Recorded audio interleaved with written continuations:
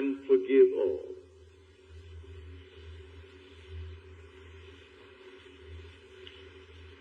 Now let me just state one little thought from Scripture first, before we unfold it. As we are told in the 25th chapter of Genesis, in your limbs lie nations twain, rival races from their birth. One the mastery will gain, the younger or the elder reign. The first one is the sense man.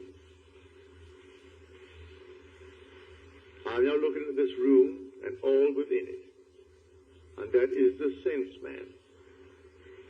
My normal apprehension of corporeal objects, just like this room and the contents, I call sense perceived.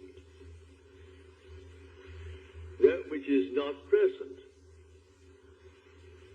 and yet I perceive them, I call that imagination. That is destined to rule. That is the second man, the Lord from heaven. The first man is of the earth, a man of dust. The second is from heaven. So here we are in this world, and this is the world of this dual state within every child born of woman. And so we have the physical man, the man of dust, and then we have the spiritual man, the man of imagination. That is the immortal man. When I see this picture of the duality of man and how all things are created by this hidden man, I forgive everything in this world that the physical man does. For the physical man is only a state. One being is playing all the parts. The part played by the thief is the same being playing the part of the judge who judges the thief. The part who is the murderer and the murdered, these are parts, but the being within is one. Now let me explain it first in the beginning with a simple story.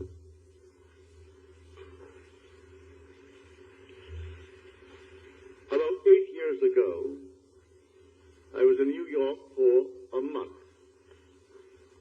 and two of my brothers, Victor and Lawrence, came up and spent 2 weeks with me in New York City. They checked into the same hotel. They wanted to see everything they could within 2 weeks, and I bought them 14 shows. And sometimes they went even to an afternoon show. They wanted to see everything in the crowded 2 weeks.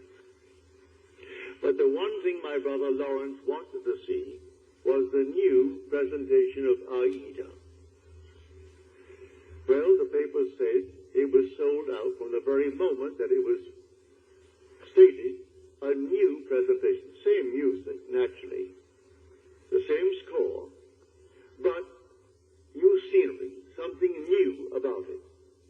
And this captured the imagination of all opera lovers, and they all wanted to see Aida. The one thing he wanted to see was Aida. But the papers had huge big ads. Not one seat is available. Come down and buy seats for the other shows. And this was the old Opera House around 40th Street and Broadway. It ran from Broadway to 7th. The old Metropolitan. So this morning we set out. I said, it doesn't really matter. I said, let us go. We have to go down and have lunch anyway. we will go and just see. We got there, and these huge big signs on the outside, no seats for Aida available. And they were plastered all over the Metropolitan. I went in, and there were 3 lines leading towards the 3 windows, selling tickets for the entire season. And there was no seat for Aida. I got into the first line. It was a very long line. Then I saw the 3rd line from me moving more rapidly than the first and the second. So I moved over to that line. Then we all moved rapidly forward. As we got to the window, and seemingly no hope of getting tickets. But before I left my hotel room, I simply assumed that I had the tickets for my 2 brothers. I didn't want to go. They wanted to see it. So I assumed that I gave them the tickets. I got into this line and we moved rapidly towards the window. As we got there to the window, a tall, blond man, he was about, he must have been 5'11". He must have been about 6'4". He stretched his hand up over my head and diverted the ticket seller as he asked a question, while one in front of me is buying seats not for Aida, because that's completely sold out. He is buying 2 other seats for some other opera. Then he departed after he diverted the man's attention. This man pushed on some bills under the window. And then, as the teller looked at the money, and this man is at the door now, the tall, blond fellow. And he gave this man the ticket, and then suddenly he said, well, he only gave me $3. He should have given me, and he mentioned the money he should have given me.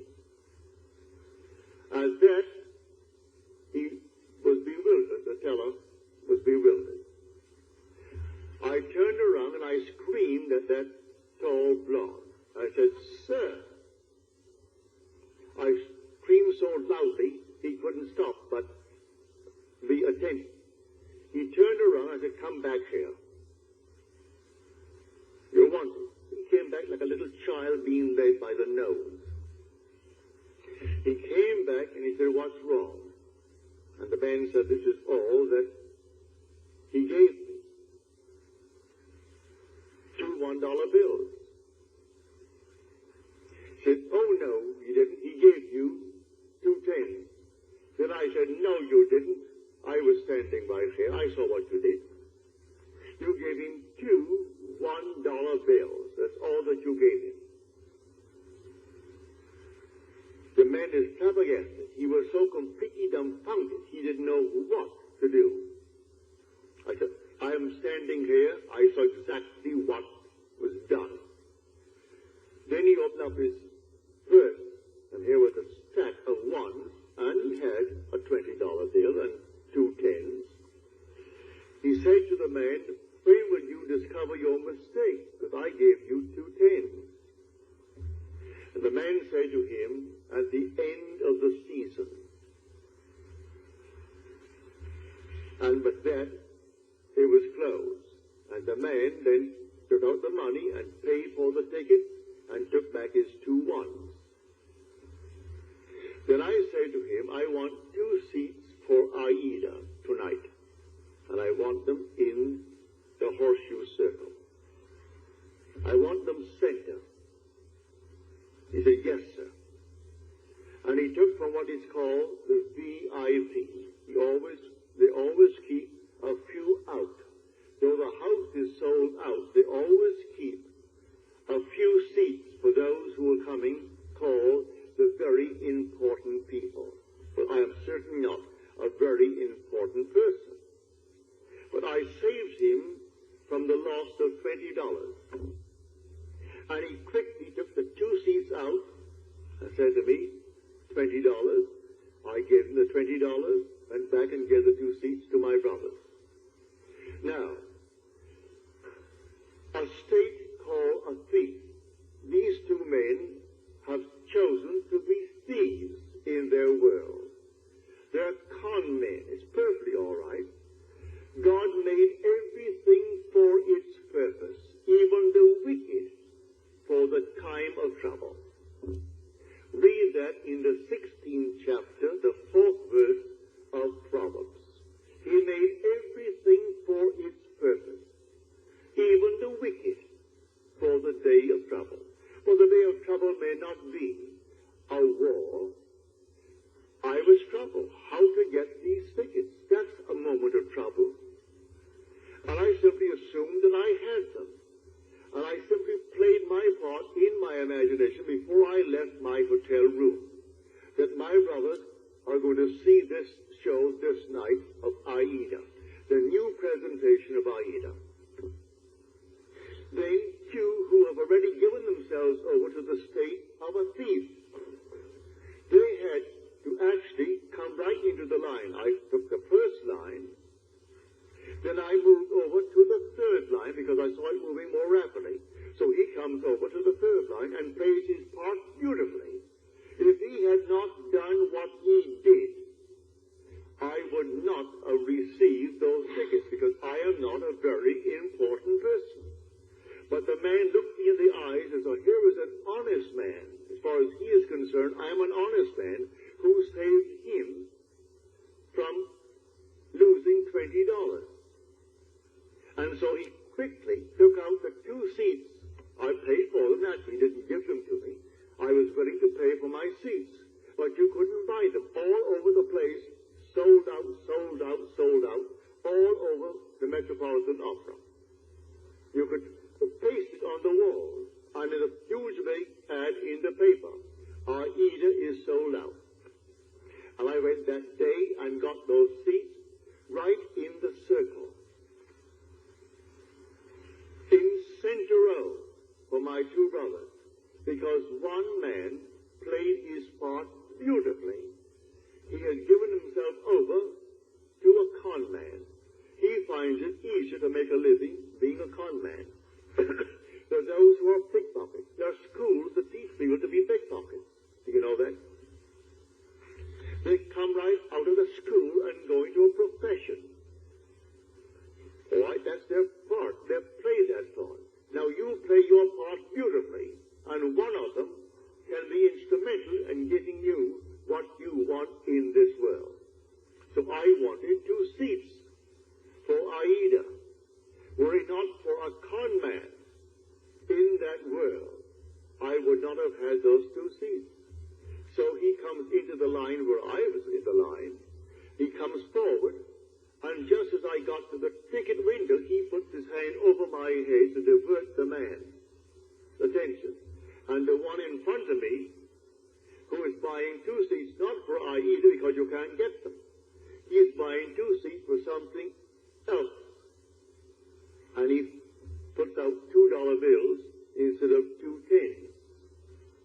And then this man starts, and I turned around as though I was inspired.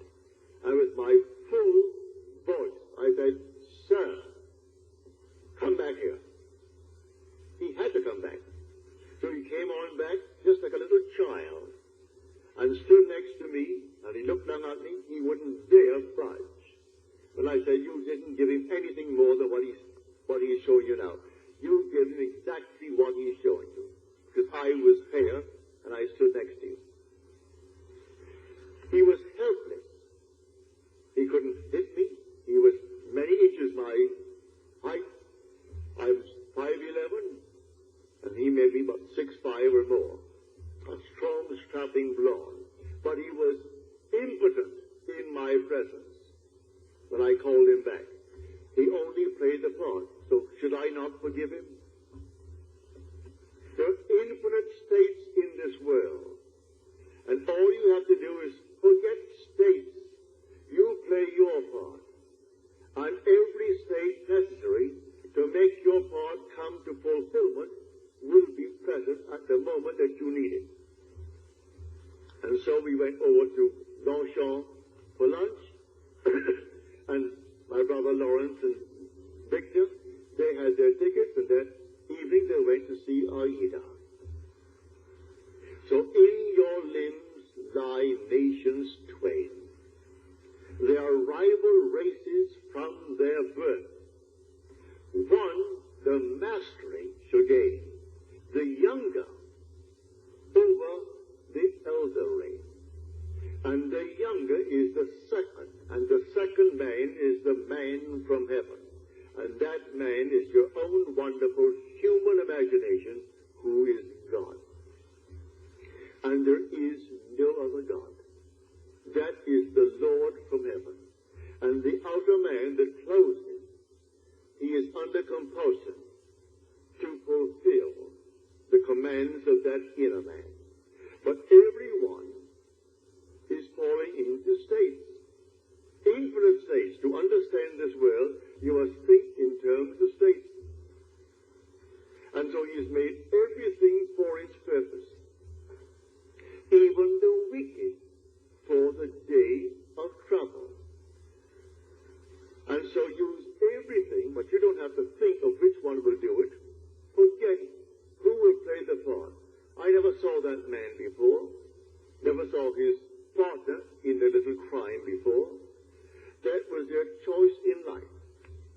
There are those who have chosen to be pickpockets for the rest of their lives. So if they're caught in the act, all right, that's part of the game. They've chosen that part to play. There are those who have chosen their part to play, like Mr. Hoover, who just departed this world. He chose that part. And there are others who chose other parts.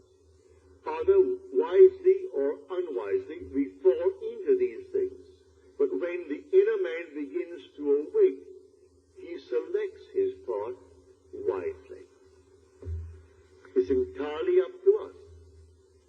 So I tell you, everything in this world that you want to be, you can be, if you know that there are only states. You move into the state because the occupant of the state does not differ from the occupant of any other state. The one who played the part that day of the con man to get 2 tickets for $2 instead of $20 and go on the street and sell them for $15 and make himself a quick few bucks. The same occupant is God. God is playing all the parts. So all we have to do is simply to expand a little bit our conception of causality, to actually excuse everything and forgive everyone in this world. I forgave him because he actually was instrumental in getting me the 2 seats for my brothers. Were he not playing that part at that moment, I would not have had the seats. But before I left my hotel room, I simply assumed that my brothers had their seats and they were going to see Aida, and they came home thrilled beyond measure. So we went down, and seemingly no hope. I wasn't concerned about any hope. There were 3 long lines. After all, you're selling not just for the show of the night, you're selling for the afternoon show, you're selling for the evening show, and for the entire season. Buy a month in advance, 2 months in advance. They're all there. And so here are the lines. And there are 3 lines and 3 windows open. And what caused me to move to that moving window? The Father in me. He knew which one is going to play what part, because they're all in states. And myself is fully aware of all the states in the world. And if you can play a part to aid me in the fulfillment of my dream, you will play. And so if I need a thief, there must be a thief somewhere. He was a thief. And he played a far better part in my getting the ticket than if he were an honest man. If he came up and played the part of an honest man, then the man would have said to me, he wouldn't know me, I'm not an important person, and so we have no tickets. Don't you sign? No tickets available. It's a sellout. But it was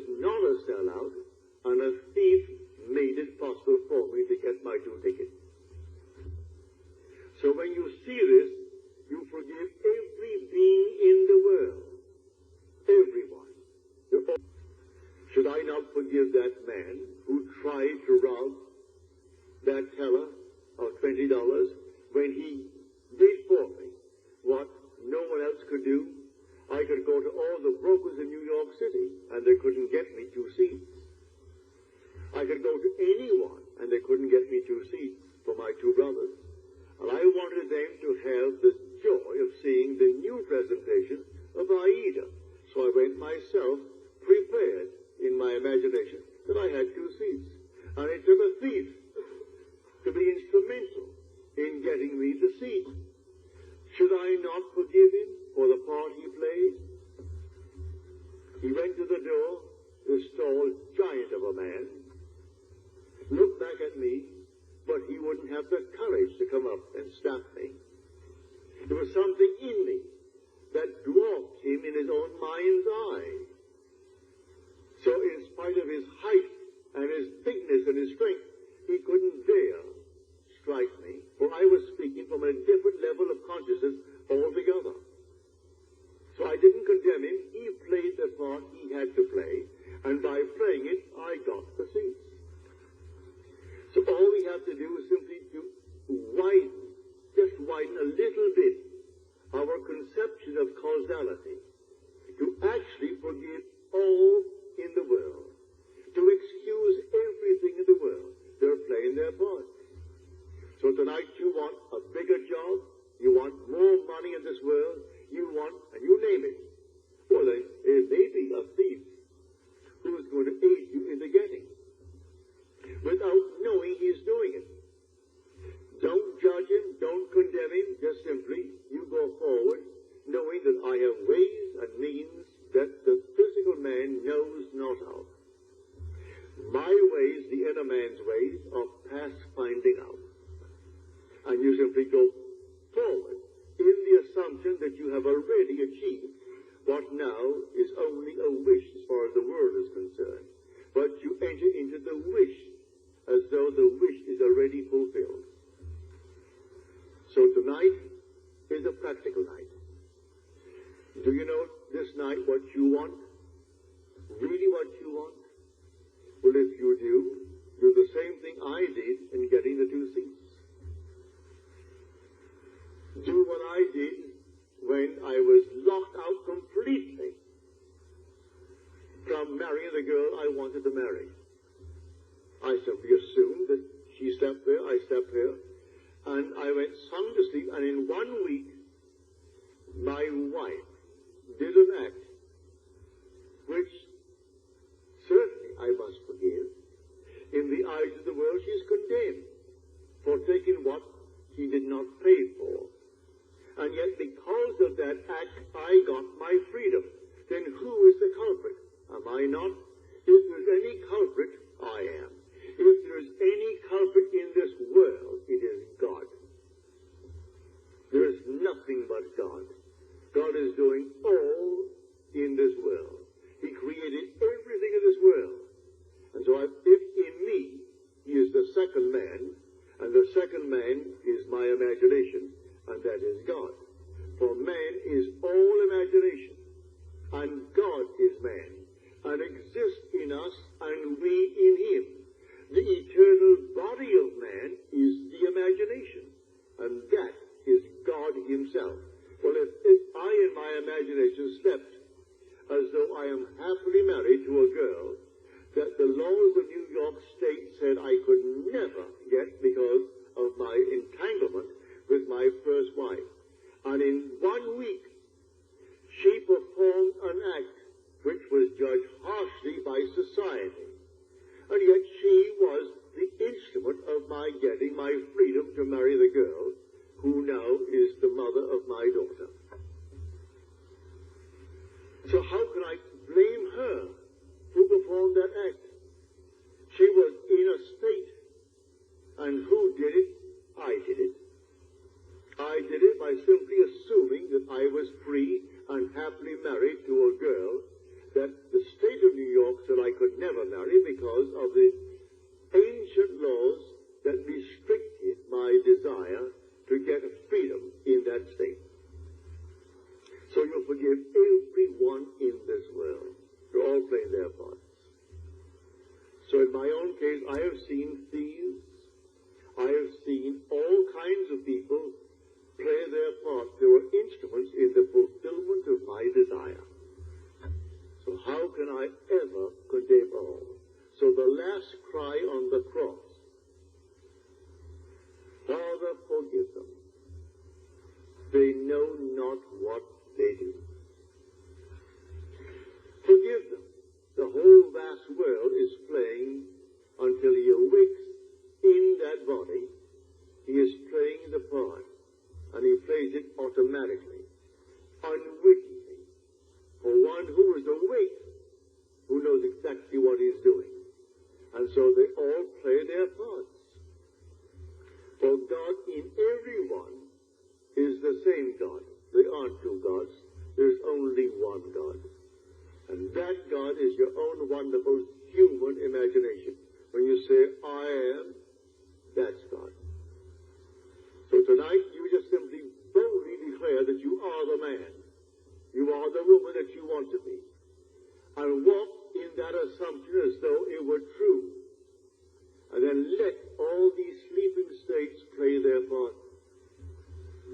May I tell you, in spite of what they appear to be, they are sound asleep. They do not know. He thought he knew what he did. He came right into my line and played his part. I could remain on the first line and waited and waited and waited, and no one would have played that part there. I moved over to the moving line, and here he comes. And so how could I ever condemn him? How could I ever, in any way, feel other than thankful? I would say to him, thank you, because you played the part you had to play, like a play. So someone comes in on the play, the curtain goes up, and here comes the monster. And he plays it beautifully. And the audience hisses and condemns him.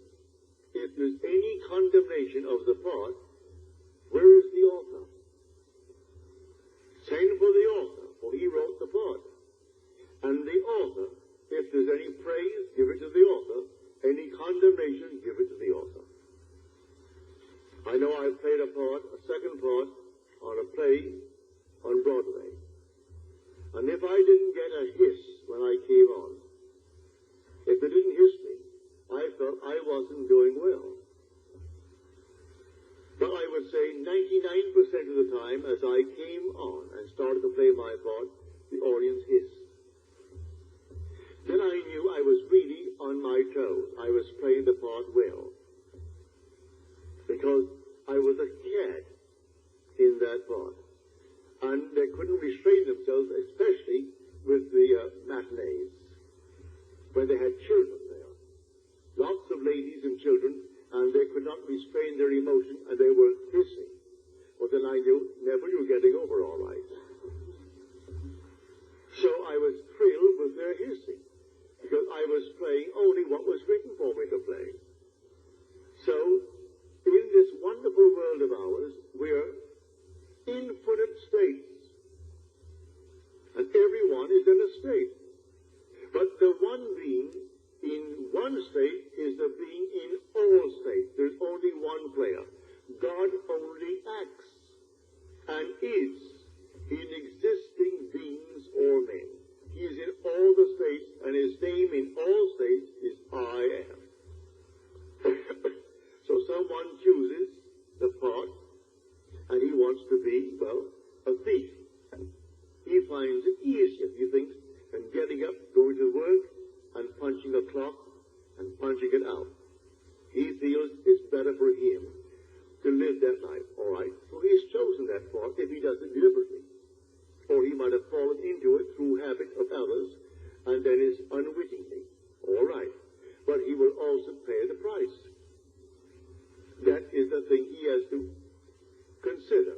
He'll pay the price because the part has a price with it. But in spite of that, he can be used in the fulfillment of your dream. But this thing that happened, I would say, about 7, 8 years ago. It was so forceful in my mind. My brothers thought that I was very courageous with this giant over my head to do what I did. It wasn't any courage. At that moment, I saw what he did. And when I said to him, you didn't do it at all. I saw what you did. You stuck $2 there, and there they are. You didn't give him any $10 bills. He opened up his purse, and I saw all these ones, oodles of ones, and then a 20 and a couple of tens at the side. And then he pulled out the tens and gave them and took his 2 ones back. And then he went back to the door with the other partner of his and looked at me as though he could have killed me, but he didn't have the guts to hit me. He couldn't. If I were that big, he could not have struck me. Because I was speaking on an entirely different level. And on that level, when I knew I was going to get my seats, that's all that concerned me.